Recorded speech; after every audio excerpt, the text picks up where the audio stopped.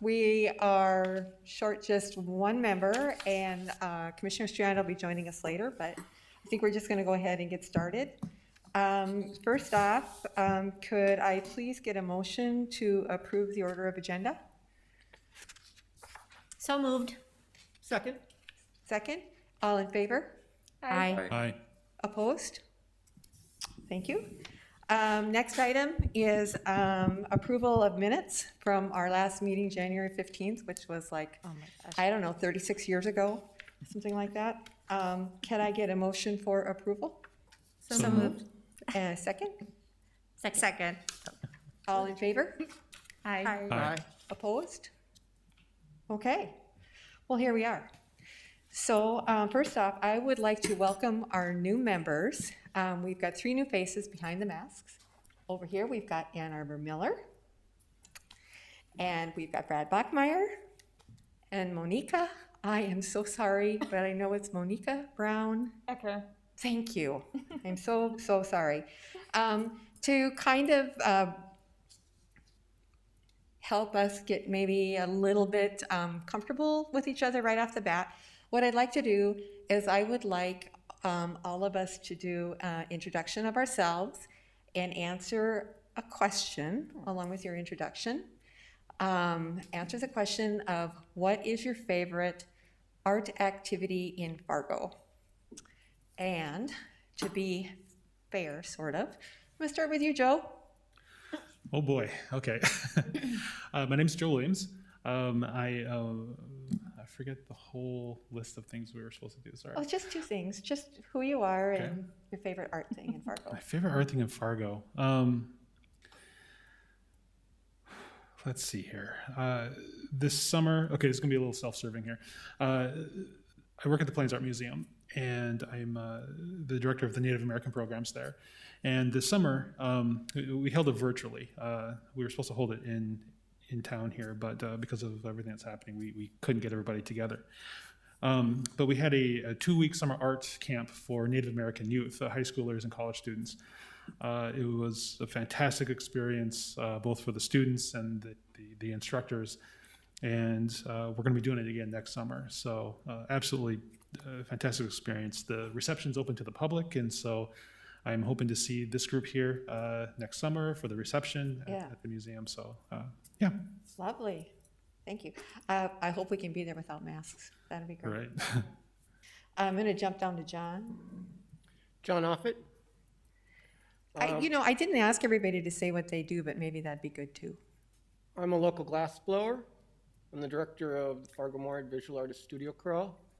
And the Studio Crawl is my favorite art event of the year. Yeah. Ann? I'm Ann Arbor Miller. I am a part-time teaching artist at Plains Art Museum. I'm also a freelance photographer. And I would say right now my sort of longing would be to be back teaching kids in person in the galleries and the clay studios at the museum. So hopefully we'll get there. Yeah. My name's Tracy. I sell food for a living, so I don't create art, but I do passionately believe in public art, and that's why I'm here. And so 2 things. I have to concur with John. My favorite art event of the year is the Studio Crawl. And I just thanked him for having the courage to open it up this year, because it's a challenge, even in a decent year, and a super challenge in these days. So thank you for that. We look forward to that. On a personal level, I'm also a big advocate for our local schools. And I've seen our neighborhood start to turn around. I live in the older neighborhood, Horseman. And there's a lot of young kids out with sidewalk chalk all summer, every day, up and down the sidewalks. And I just think, what a gift. And I encourage them to pepper our house and around our house with as much art as they can. So I appreciate that. Cool. FYI, Saturday is Chalk Fest. Oh, cool, yay. Monica? Oh, sure. Hello, everyone. My name is Monica Brown Ecker. I live in North Fargo. I work at Theater B, where I'm the operations manager, and I'm also an ensemble member, a performing artist there. So aside from Theater B, my favorite art activity is definitely the Studio Crawl. I love seeing artists in their element. explaining how they do what they do, explaining their process. And I love buying art from artists. So whenever there's a studio crawl or maybe the TAP, the Arts Partnership studios are open, I love doing those things. Brad? I'm Brad Bachmeyer. I'm the program director of the art education program over at Moorhead State, and I run the coordinate the art therapy program over there also, and then have a pottery business I've run for the last 25 years. And Studio Crawls, I was one of the charter members, so I've been in it every year. And the only thing we've struggled in trying to figure out is how we could go on the crawl when you're in your studio. You know, you really miss getting to visit the other artists, but you do that as much as you can throughout the year too. Yeah, we've missed it 17 times in a row. I'm Tracy Jordry. I'm an architect with JLG Architects, and on a professional level, I am so blessed to be able to be around some pretty talented artists every day, working on the micro scale of built form. On a personal level, you all are going to be super jealous of me because I get to be inspired every single day when I look out my front door, because I have Brad for my next door neighbor. So I get the pleasure of getting to see his beautiful pottery every day. And I try to keep desperately my dogs away from it. Okay, so I'm Deb Williams, and although I'm not an artist, I'm here because of my involvement with my neighborhood, which is a Roosevelt neighborhood. And also I adore public art, and I cannot pin it down to a favorite. So the studio crawl, any live music event, any of it actually. I can't pick one thing that's a favorite. I just love it all. The red ball thing, I hugged it every time I saw it. I just love it all. So, yeah, how's that for not answering a question? Okay, so here we are being joined by, is that Mayor? It is. Hi, Mayor. And Commissioner Strand. Commissioner Strand, we have our new members here today. Yes.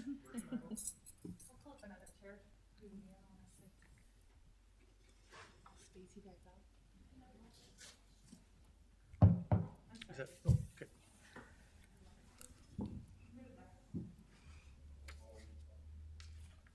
Hi. Okay. And Nicole, you're going to do the planning department update? Yeah, Megan and I are going to go back and forth a little bit. Okay. All right. So we wanted to, since your commission hasn't met since January, we wanted to kind of go back to where we were at the end of 2019 and the beginning of January, and provide some information of kind of what's been happening. You know, we've had some staff reports and updates to you here and there. But so where we left off, so last December we had just done a workshop. We were starting to look at the 2020 work plan. We were starting to look at the mission statement, which was an outcome of the workshop. I'm already jumping ahead, I'm sorry. We did a draft of the 2020 work plan, and then we started to present to your commission and our other boards and commissions the priorities for the planning department. There was about 17 kind of priorities and projects and ways for the Arts and Culture Commission to be involved. So this is what, if y'all remember, I know a third of your commission is new, but this was the 2019 work plan, which, if you remember, we had the buckets. That was an outcome of the workshop, and it was quite lengthy with a lot of steps. So the draft for the 2020 work plan, I think you may have only seen it one time, was an effort to really simplify and make it a lot more cleaner and easier. And then with the addition at the bottom, you'll see in green of operations. So there's a lot of work that staff kind of does just automatically, and so we wanted to include that in there too. So as you know, we this spring kind of had a shift of a lot of things, but we still had a lot of projects that were happening and that the staff continued to work on. Your commission funded 2 projects with the fall 2019 call for artists, and those were both installed in August of this year. We had noted previously that we have an artist, Dwight Mickelson, along with graphic designer Lindsay Brommel, who worked with and is kind of finalizing things, and we hope to have them in at some point to speak to your commission, but worked alongside our engineering department, KLJ engineers, and the DOT to have an artist at the table when discussing the 64th Avenue Bridge.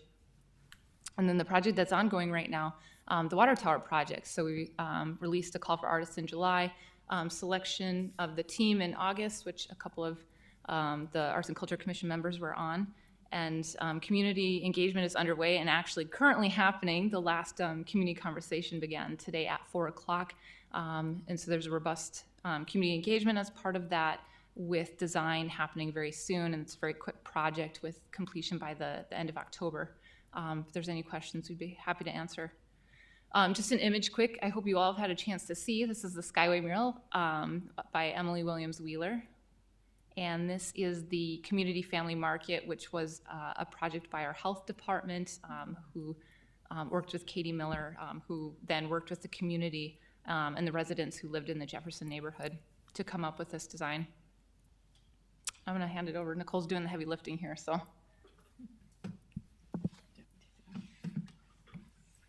And so last year at the beginning of I guess at the beginning of this year, we started talking to the Arts and Culture Commission about, you've heard me say, kind of one work plan, not 13 work plans. We work with 13 boards and commissions, and they're trying to synergize, if you will, all of our boards and commissions into some overarching strategies. And so this was a list of the projects we kind of decided we were going to embark upon, and in terms of artists, art work, we have the artist integration and infrastructure, but we also have our core neighborhood plan, and Deb Williams sits on that steering committee as part of the core neighborhood plan, and hopefully, I know some of you are residents in those core neighborhoods and are participating as part of the subcommittees, but then one of the things we started talking about as a commission is, how does arts integrate with all of these projects, right? And so instead of it being its own separate thing, how do we integrate it all together? And so we were just getting on the cusp of that discussion when this year kind of transitioned into, when we go into emergency operations, the planning department, I like to say we take on a lot of the social focus of the people focus of that. And so during flood times, we support the emergency operations and logistics, as well as in volunteer support. So already at the end of January, we were talking about getting up and going for February flood, and luckily that was a non-event, but it still required quite a bit of planning it to be in preparations. And then in March, literally, I think the first COVID press release was at the Sandbag Central in March, and so what that has done with our department is it has provided an opportunity, I guess, to provide, we are assisting the health department in the COVID-19 response. And in April, the governor kind of allocated a Red River task force. The Mayor Mahoney sits on that task force with Desi, our public health director. But our department serves as a subcommittee for communications related to, especially with New American and immigrant tailored responses for the COVID response, as well as sheltering support, and as we gear up for fall and winter. And so I would say the emergency takes a good 20 to 50% of our time on a daily basis. Sorry, I'm gonna grab.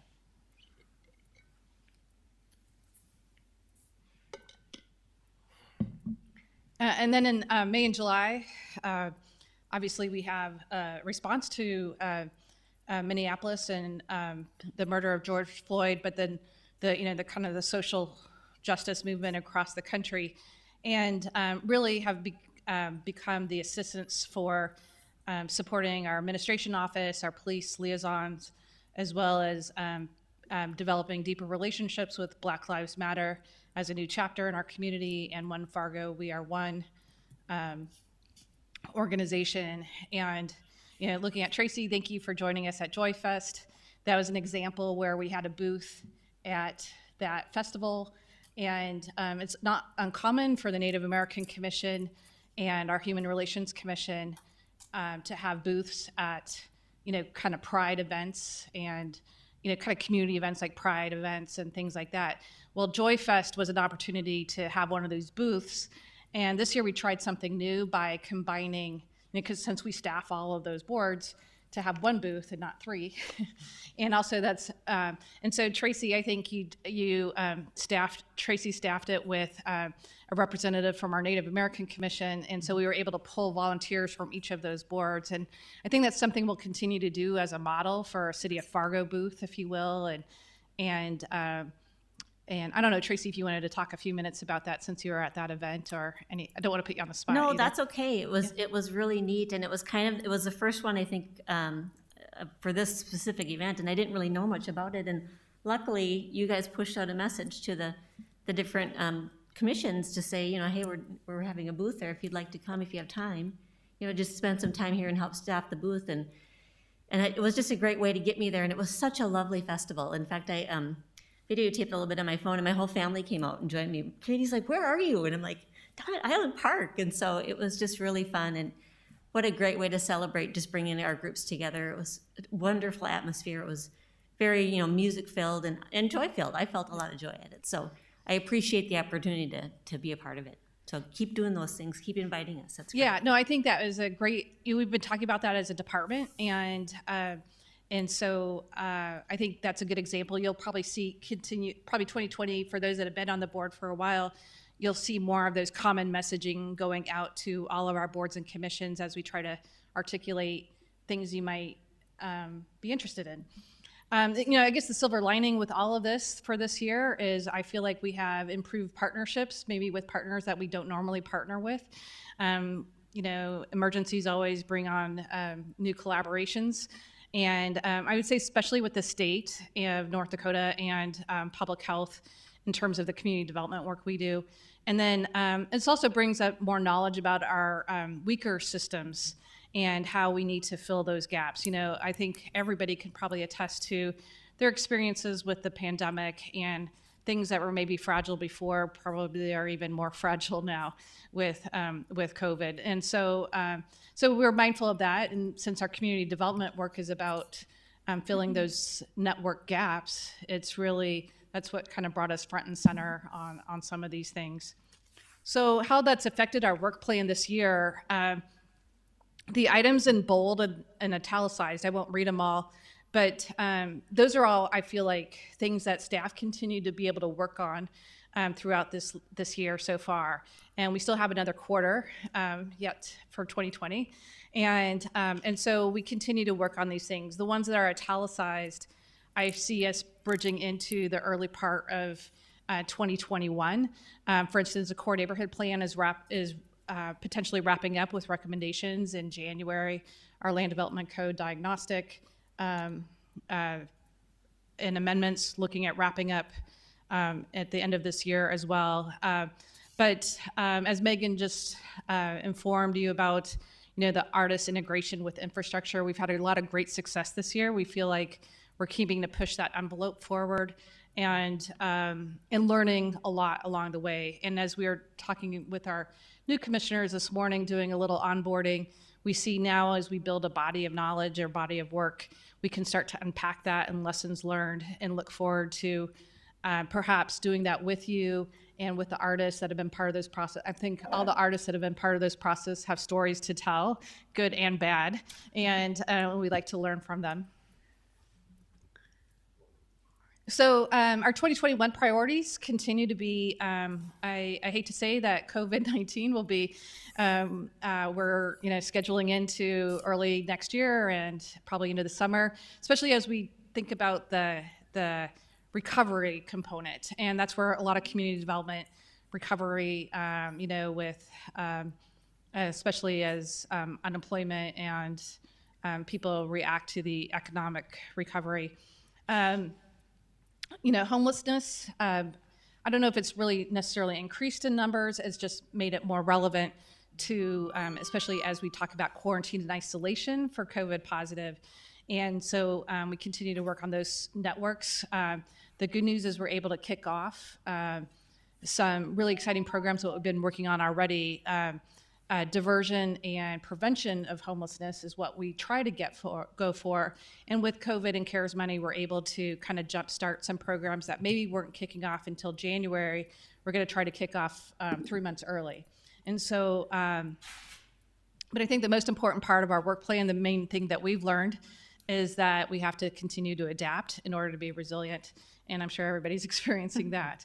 So some of the lessons we've learned so far in this year is, we're really good about developing work plans. We've taken you through quite a bit of meetings on work plan development, and but we recognize that we can plan ourselves to death and not always lead to progress. And so we learned also, as Megan was talking about, in terms of, if you remember that survey we did in January that was kind of validating our mission work, our mission statement, I should say. We learned through that experience that we have 9 different descriptions of what our mission is for the Arts and Culture Commission. So that kind of provided us like a little bit of, how have we gotten into 9 different mission statements? And so I'm exaggerating a little bit. It's not quite that dramatic. But, and so we look forward to kind of looking forward. Next month, we've started talking about a work plan meeting, not a work plan meeting, I should say, what are we calling it, Deb? Resetting, working session, Yeah, basically. a working session, yeah. We're going to, Yeah. start wrapping our head around some of these things. Kind of where we left off in January, but with maybe a little bit more vigor and a little bit more focus, so that we don't take you through this like long articulated process. Speaking of which, at next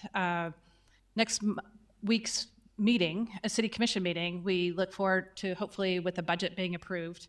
And I think it's next week, right? I'm looking at John. And in that budget, I wanted to talk a little bit, because that was our last meeting, I think, was to prioritize our budget spending for 2020.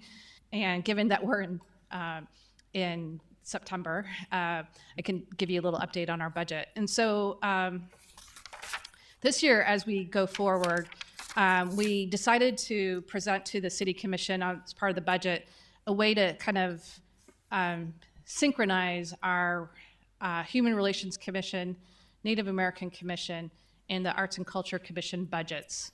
And the way we're doing that, we'll talk about this at more depth next month, but is thinking about activities, whether it's like board training versus events versus projects. And whether you're on the Native American Commission or the Arts and Culture Commission and you see training opportunities, we would have a larger bucket of money to pool from, and supposed to this like really specific thing. And the whole point of kind of trying to consolidate these budgets is that we integrate this work more broadly. So I'll use like the social justice component, right? There's a ton of public art opportunities when it comes to related to the civil unrest, right? And so how do we work with the Human Relations Commission, because that's their primary role, and then your expertise with the Public Art and Arts and Culture Commission, how do we synchronize that work? And I feel like a lot of times our planning meetings or our board meetings are spent on how to spend money as opposed to the work. And if we think about, at the end of the day, we're all following the city purchase policy, whether it's $5,000 or $500,000, it all has to follow the same policies. So I, in generality, am seeing a lot of wasted time at a board meeting talking about how to spend money as opposed to what your interests are as a commission. And one of the things we've started talking about too is liaisons for the Arts and Culture Commission that would bridge into a relationship with the school districts or say the Plains Art Museum or some of our sister organizations. And so we can have broader community-wide discussions as opposed to just you 9 by yourselves, maybe feeling a little isolated. And so, so those are some of the things we've been talking about as governance. We also, in the budget, I think over the years, we can say we spent a lot of time talking about how to honor our relationship with the Arts Partnership. And instead of spending more time, I proposed to the City Commission that we just have an allocation of $90,000 so that it's just set in the budget and we don't have to have a whole discussion about it. We've obviously with each budget year, if that money needs to grow over time or reduce over time, we can have those discussions, but to allocate that at the time the budget is set. So in next week's budget approval, or in the mayor's draft budget right now, is a line item for $90,000 for the Arts Partnership. And so if we go into, this is where we left off in the budget last year, or in January. I keep thinking January's last year, but kind of feels that way. So in our January board meeting, we asked you to prioritize how you want to spend $160,000, I think, or $140,000 is about. And what basically the consensus of that came out to keep funding the Arts Partnership at that $90,000 level. And then if you look from the 2019, that's where we kind of ended at the end of last year. We kind of shifted to the draft of 2020. And so the project category is like Emily Wheeler's mural, where we have a call for public art ideas or public art projects. It might also be like the Red Ball, right? Sometimes projects come to us, and sometimes, we go out and seek the projects. Program management could be a little bit of administration. Like last year, we hired Reach Partners to help us with some of the master planning. It could also be, I'm trying to think of some ideas where, helping support like Dwight Mickelson when we hired Dwight to be on the 64th Avenue, or kind of the water tower project. So there's a little bit of seed money, but it's just kind of a tiny part considered. Like the 64th Avenue is probably a $15 million bridge, right? And so most of the project costs are in that. So so that's kind of where we landed this in January as a draft budget. Given that we had to keep moving a little bit, we went ahead and regranted the Arts Partnership so they could keep their budget going. Their timing and their end of year is out of sync, or is in a different fiscal year than our fiscal year. And so it was really important to get that $90,000 to them at the height of the emergency of COVID. And then I think they went ahead and turned that into emergency funding as well. And so that was just kind of a quick process that we had to act on really quickly in March. So this is just kind of a highlight to get you ready for kind of next month as we start talking about, we haven't set a date for our kind of discussion meeting, our working session meeting. And we're hoping it could be maybe our next October meeting. However, we are still in the pandemic and we are still in an emergency. And so we would like a little bit more time to collaborate with the chair and vice chair on that and kind of get a good agenda for you so that we use your time effectively. And as part of that, I think just some questions to consider for the October meeting is, how can the Arts and Culture Commission be the most impactful with current topics within local government? With your knowledge and expertise, what are some of the needs and gaps you're seeing in the community? And then, how do we make the structure of the board meetings meaningful to you? And one of the things that we talk about in governance, so the Arts and Culture Commission is a governing body in support of the mayor and the commission and advisory to the mayor and commission. And how do we balance action, policy, and advocacy? And so I think when we talk about our mission misalignment, sometimes it comes from that. It's, where does our advocacy hat, what is our policy hat, and what is our action implementation hat and that oversight. So like the water tower, the bridge, the mural installation, there is very little oversight from this board. You know, Megan and Maggie are doing a lot of that work, and we know there's a trusting relationship for them to do that work, and you're not necessarily overseeing every piece of that. But then at the same time, we have some big decisions to make as we try to grow the program or evaluate the effectiveness, and that's where we see your role. But we could be short-sighted and want to make sure that your knowledge and expertise and what you see in the community is integrated into what that governance structure looks like. So that concludes our presentation. Be glad to open up for discussion or however you'd like to go, Deb. Yeah, by all means. Does anybody have questions for Nicole? Brad, go for it. You know, having kept an eye on this, Nicole, since Go 2030, and, you know, as much as you try to keep your ear to the ground and be aware of everything that's going on in you know, public art, to see up there and to hear that you guys are now integrating it within infrastructure projects from the inside of city growth, I think is one of the most impactful things that we could possibly do. To think about, you know, there's one thing to be doing public art projects that are grassroots and really, you know, involve citizens and get them involved is one thing. But you see those cities that deal with public art in an infrastructure level, that's a whole nother different level of helping a community demonstrate its identity to the outside world. So, you know, you know, when you see Albuquerque or someplace like that, and you're just driving through and you get a sense of who lives there and who the city is simply by the infrastructure that's put in place. So when I see that steel site, for example, and that absolutely generational opportunity to redefine a gateway to the city, you know, like, wow. And the fact that we're beginning to work on that from the inside of the city, I think is incredibly impactful. So I'm nothing but excited to kind of see all the progress that's been made. Thanks, Brad. And I know, yeah, I've learned from you and John both, and from the early days of Go 2030. So it's really exciting to be working with you at this place.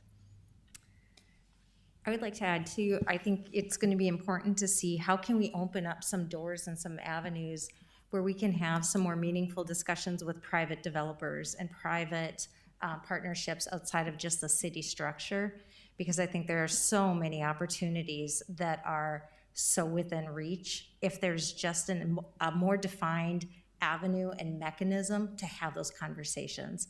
I think that there's a lot of people who would engage in those now, but they don't know who to go to and how to get that started and or what the outcome would be, right? So I think that there's a lot of work that we need to continue to really dig deeper into to get those doors opening. Anybody else? I guess I kind of wanted to add something too, is I hadn't thought about it this way before, but all of these 13 commissions that you're staffing are basically silos. And so now we're having this opportunity with the planning department's priorities of maybe breaking open those silos a little bit and working with some of these other commissions and wrapping it all into our public art master plan. And I think that's going to be a very exciting opportunity for us, actually, to be part of that work. Mayor? I think Nicole's trying to change some of our commissions and what goes on with our commissions, but I want to thank you all for being part of this group, because what we ask from you this time is a challenge. We love art in public places, we love to bring in infrastructure, but do we go to developers and say, hey, let's bring this in as part of that? Do you start to do things like West Fargo did, in which they bring entertainment into an apartment complex area? And how about culture? How do we do that? How do we bridge that? How do we, if we're not being diverse enough or we're being blind on one side and not seeing people, how do we see them? And to me, that's one of the challenges this commission should have, is help us out so we reach all people. So when they come to Fargo, they feel welcome. They like this community. They see opportunities to thrive. And then John Strands brought up the idea, do we truly now have some starving artists that we have to think about now and figure out different ways of giving them an opportunity? We have a civic center that's empty. Do we use that for ways of enhancing or doing things? Do we do events, joyful events, so people come together and get to know each other? Do we do concerts? Do we do different things now as a group? So I want you to challenge you to do that. Is you have the opportunity to help redefine this commission and go to places maybe other commissions haven't in the past. But we're looking at that. We're also looking at funding or how we can help things out. Do we go to the private sector and ask out? There's piles of banks out there that might want to put their name on something. But I remember I was in Baltimore, no, I see St. Louis was. And in the downtown area, all the banks had artists and then sitting places where you could sit and sit outside. It was fantastic. You had all these pieces of art all the way through that you could see every other block. But you tell us what other things we can do. John and I can work on different ways to help in some of that. But let's look at innovative ways, innovative ideas, and then help us heal the community as well. So I thank you for your service, all of you. Thank you. Thank you. Thank you. If I could just add one thing to the group here. I think this year has shown us with the social unrest and everything that's been going on, as a commission, we have an opportunity to engage with our BIPOC community, our Native American community, and create a space for them creatively. And how do we sponsor that? And how do we support them as they express what's going on in their communities?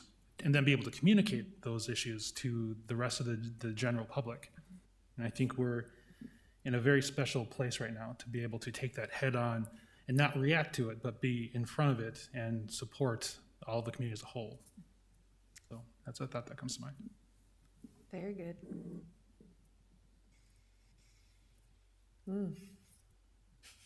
It's awesome. Is there any other comment, John or John? John.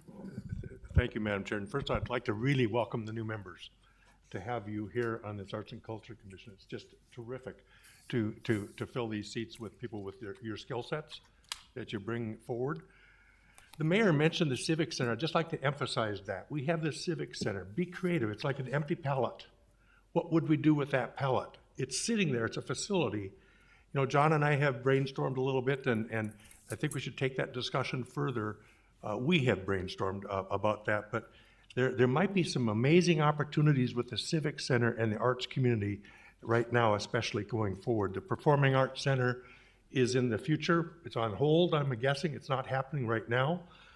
Meantime, we have the Civic Center. So put that in your thoughts, if you would.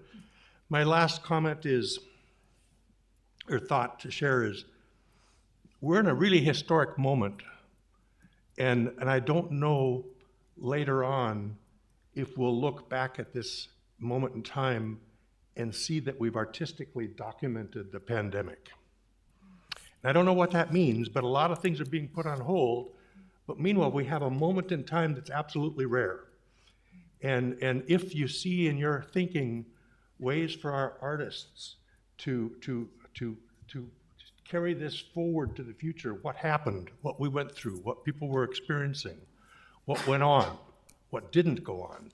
You know, artists are, like with the racial tension movements and the social diversity issues, artists tend to help us move the envelope further out to give us all space to work in. So be thinking of these topics in that regard, COVID, social unrest, artistically documenting and fueling the messages of the community.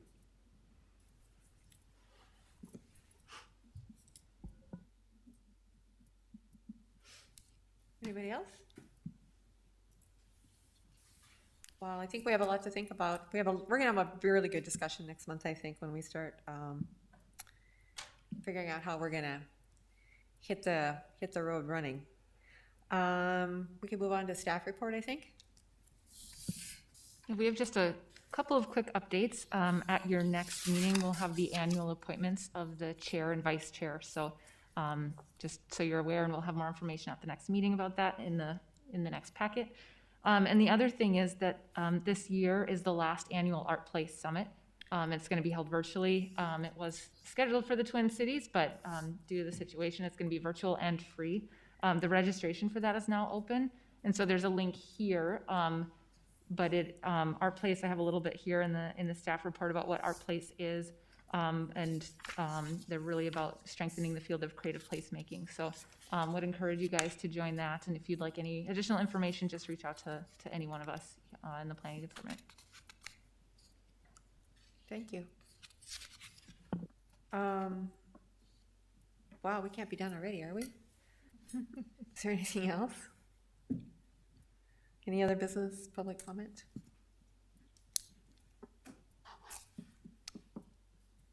Well, then I guess we can be adjourned. I don't have to say that, but I do anyway. The next regularly scheduled meeting right now is October 21st, and I think, provided that date holds, we can definitely plan on our next meeting being, we'll do a very brief business meeting up here on the dais, and then we'll be able to move down and do more of a roundtable kind of discussion, maybe go up into one of the meeting rooms, still be safely social distanced, but be able to work, do that fabulous stuff with whiteboards and sticky notes. So, yes, I think we're done. Thank you so much for coming, and welcome. everybody. And Monica, Brad, please come back. Yeah, right.